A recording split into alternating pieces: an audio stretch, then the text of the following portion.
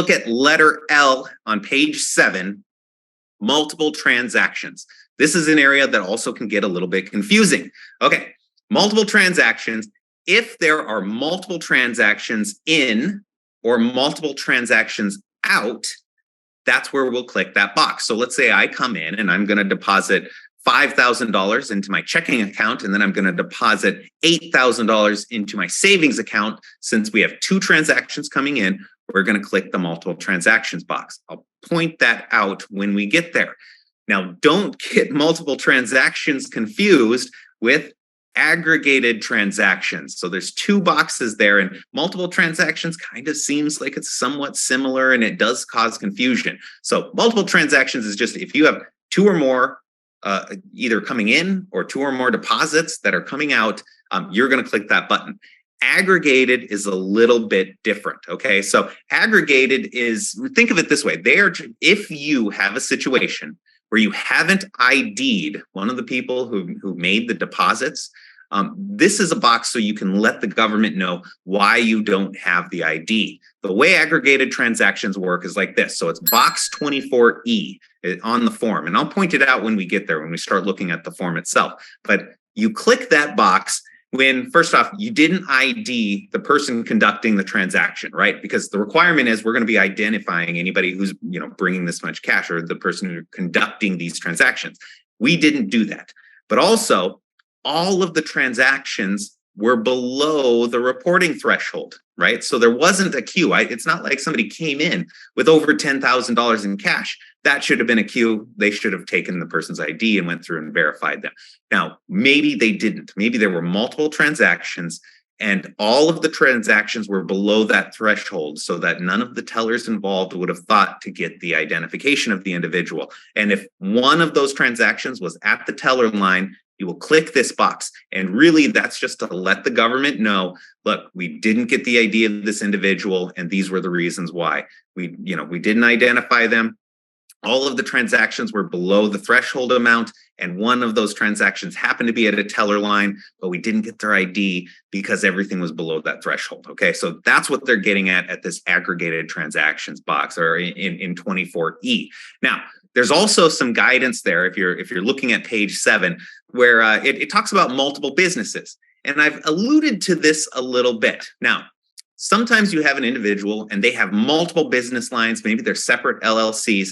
And keep in mind, the general rule is that a separate LLC is its own unique entity, right? Or a separate business, or maybe it's a partnership. That is an individual entity, okay?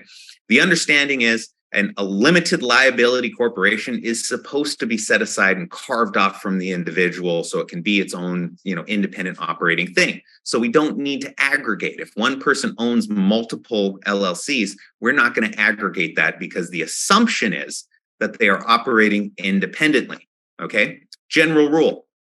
Look at number 2, though.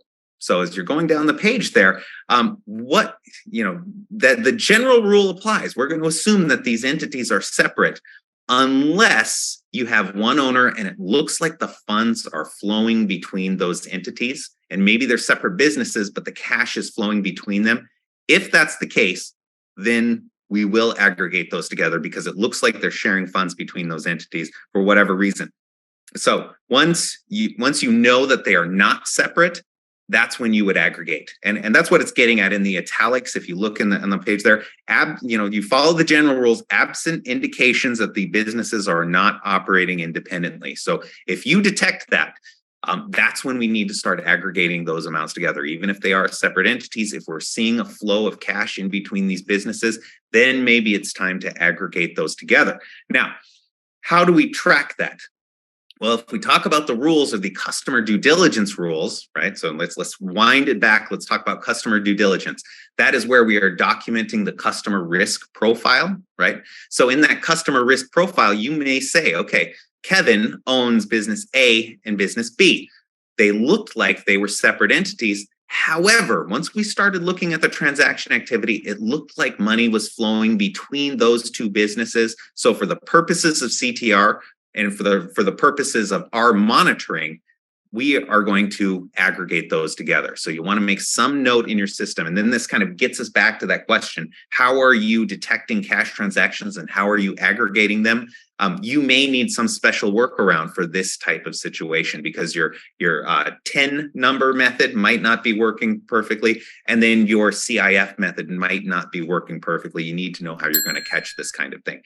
The other thing, I do know financial institutions that did detect this type of activity where you had two separate businesses or maybe three or maybe four, and they were individual and there was no bleed between the businesses.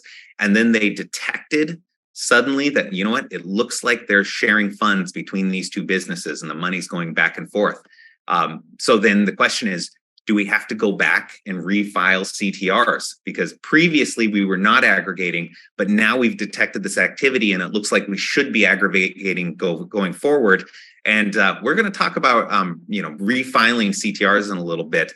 But I do know financial institutions have been told to go back and refile CTRs once they've detected this. So keep in mind, this is a very important thing. FinCEN is concerned about that aggregating, and they are expecting that financial institutions are going to catch it when you detect money flowing between these businesses and it doesn't look like they're operating independently anymore. So that's the general rule for aggregating transactions.